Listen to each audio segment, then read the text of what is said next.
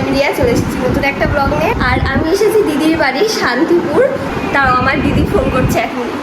Call করেছে, দেখো আমার অনলাইন থেকে সব জিনিসগুলো চলে এসেছে, যার কারণে দিদি ভিডিও কল করে আমাকে দেখাচ্ছে। কারণ আমি যাব আজকে বিকেলে বাড়িতে যাবো। দেখো এদিকে দিদি সব দেখাচ্ছে। তো চলো আবার তোমাদের সাথে পরে দেখা হবে। আমি আগের বারে এসেছিলাম যখন আমার ফার্স্ট ব্লগ শুরু করেছিলাম, তখন এই ঘরের একটা ভিডিও দিয়েছিলাম। ভালো করে আমি দিতে পারিনি আর কি, আজকে আমি দিচ্ছি ভালো করে। এই যে এইটা দেখতে পাচ্ছ, এইটা হলো আমার দিদি করেছে, নিজের হাতে করেছে, খুব সুন্দর। আর আমার দিদির হাতের কাজ ডিজাইন খুব সুন্দর। আর একটা জিনিস দেখাচ্ছি যেটা আমার দিদি নিজের হাতে করেছে, জামাইবাবুকে গিফট করেছিল। এই যে, তো আমি খাওয়া দাওয়া করে বসে রয়েছি, আমার ভালো লাগছে না, মনে হচ্ছে যে বাড়িতে যেতে ইচ্ছা করছে। কারণ সব ড্রেসগুলো এসেছে, তাই ভাবছি যে কতক্ষণে বাড়িতে যাব। আর এইখানে দিদিকে বললে তো দিদি এখন যেতেও দেবে না। আমি যতবার এসেছি ততবার আমাকে আটকে দিয়েছে, আমি বাড়িতে যেতে পারিনি। আমার দিদির আর কিছুক্ষণ পর স্টুডেন্ট আসবে, মানে ব্রাইডাল সাজাবে, যার কারণে মডেল আসবে। তো এই যে দিদির সেট আপ তৈরি করেছে, দেখো এখানটাই আর কি ফটোশ্যুট করাই। আর এই কারণেই আমি আরও বেশি করে এসেছি, কারণ আমার ফোন থেকে কটা ভিডিও ফটো এগুলো তুলবে আর কি। ওর ক্যামেরা আছে, তাতেও ওর হবে না, ও তাও হলো ফোন থেকেই তুলবে। আমি তাই বলছি যে যার ক্যামেরা আছে তার তো হলো ক্যামেরাতেই শ্যুট করে, ওর সেটা হবে না, ও এই ফোন থেকেই করবে। আর এটা হলো দিদির ব্যালকানি।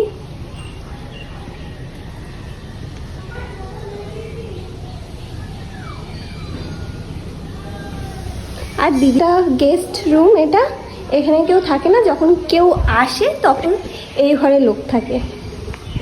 তো চলো এবার তোমাদেরকে একটু নিচে নিয়ে যাই।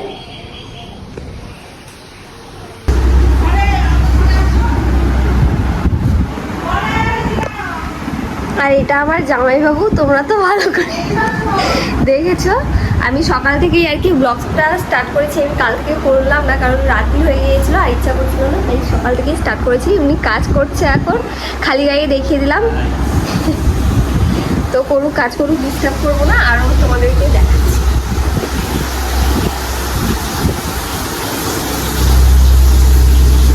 জেঠিমা কাজ করছে, আমার লজ্জা লাগছে এখন যেতে। আমি যাবো না আর কি, পরে কাজটা হয়ে তারপর যাবো। এটা কি গো উজ্জ্বলদা? এই যে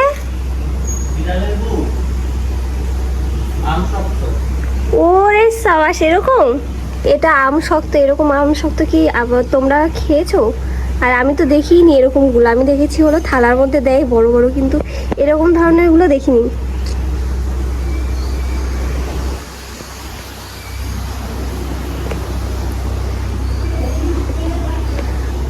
আর এইটা দিদিদের ঠাকুর ঘর, এখন ঢাকা রয়েছে। আর এই যে এইখানটা একটা চৌকি রয়েছে, এখানে আগে জামাইবাবু থাকতো আর কি, মানে আগে থাকতো, আর এখন তো ওপরে থাকে। আর জামাইবাবুর বাড়ির এটা বাইরে। আর ওটা হলো আমার দিদির, মানে কাকা শ্বশুরের বাড়ি আর কি। ঘুরে ঘুরে সব কিছুই দেখানো হয়ে গেল।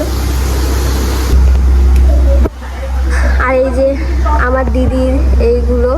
আর এই বাড়িতে সবাই দেখি খুব বিড়াল পছন্দ করে, আর আমাদের বাড়িতে কেউ বিড়াল পছন্দ করে না। আর এই বাড়িতে দেখি সবাই বিড়াল পছন্দ করে, অনেকগুলো বিড়াল এই বাড়িতে। আর বিড়ালের কিছু হলে দেখি সবাই রেগে যায়, আমার দিদি তো খুব রেগে যায় কেউ যদি টানা হিস্টা করে বেশি বিড়ালের বাচ্চা নিয়ে।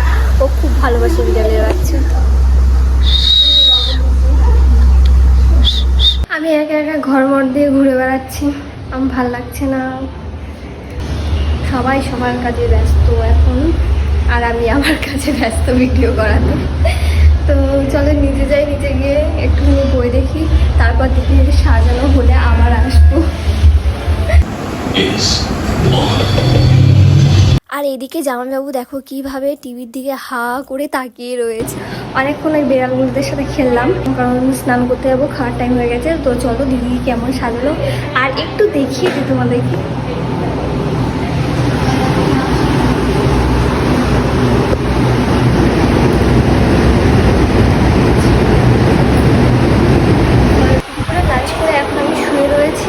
এটা ছিল একটা বৃদ্ধি লুক। আর তোমরা যদি কেউ ব্রাইডাল শিখতে চাও তো আমাকে অবশ্যই কমেন্টে জানিও। আমি বাড়িতে যাওয়ার জন্য রেডি হয়েছিলাম, কিন্তু বাড়িতে আর যেতে পারলাম না।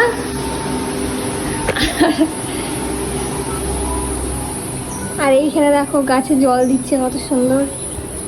এই গাছগুলোর নাম কি? বোগনভেলিয়া, জেট প্ল্যান্ট, টেবিল কামিনী, অ্যাডেনিয়াম, ক্যাকটাস। এটার নাম জানি না। এটার নাম হচ্ছে তাল। কি তাল না, এটার নাম কিছু একটা নারকেল পাতা টাইপের। ওটা টেবিল কামিনী, আর ওদিকে আছে তাল পাম আছে একটা। প্রচুর গাছ লাগিয়েছো। এই জায়গাটা বেশ সুন্দর, তোমাদের ব্যালকনিটা। এখানে একটা দোলনা লাগাবে। কবে লাগাবা গো? ছেলে মেয়ে হলে তারপর নাকি? না মাসিরা একটু চড়বে না নাকি? মাসিরা তো চড়বে, তারপরে তো তোমার ছেলে মেয়েরা চড়বে, তারা আগে আগে একটু। মাছেদের দিয়ে টেস্ট করা যাবে বলো? হ্যাঁ। আর এখানে সব দিদির মেকআপ পত্র সব ছড়ানো রয়েছে। এইখানে দেখো পুরো সব অগোছালো, সব উপর নিচে সব কিছু পড়ে রয়েছে।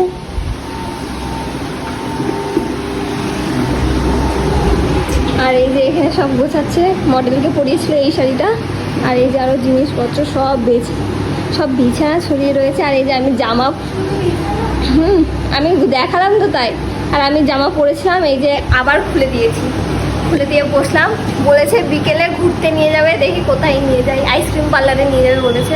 সন্ধ্যা হয়ে গেছে, দিদি আমি জামাইবাবু মিলে বেরিয়ে পড়েছি আইসক্রিম পার্লারে আইসক্রিম খেতে। আর আমাদের আইসক্রিম চলে এসেছে, আর দেখো কতটা সুন্দর লাগছে দেখতে। আর অনেক লোকজন ছিল, যার কারণে আমি ভয়েস দিতে পারছিলাম না আর কি। আইসক্রিম পার্লারে এত ভিড় ছিল যে আমি কোনো কথাবার্তা বলতে পারছিলাম না। আর এইখানে দাঁড়ালাম আর কি, ওই যে জামাইবাবু আইসক্রিম নিচ্ছে বাড়ির জন্য। দিদি পাশে দাঁড়িয়ে রয়েছে, এই যে দিদি সামনে দাঁড়িয়ে আছে। আর এখন অত লোকজন আমি অত মানি না, আমি ভিডিও করা স্টার্ট করে দিই, কথা বলতে স্টার্ট করে দিই, কারণ আমাকে তো আমার কাজটা করতে হবে না। আরে এরা খুব লজ্জা পায় আর কি বলবো।